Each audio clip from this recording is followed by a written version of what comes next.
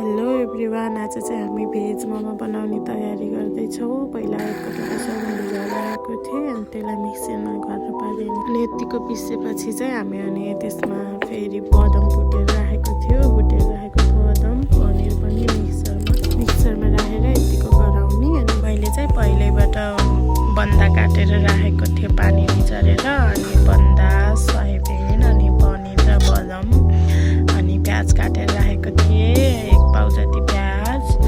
अनि प्याज राखेपछि हामी त्यसमा धनियाँ राखेँ, अनि धनियाँ पछि नुन स्वादअनुसार राख्ने। अनि त्यसपछि लसुन अदुवाको पेस्ट 3-3.5 चम्चा जति हालेँ।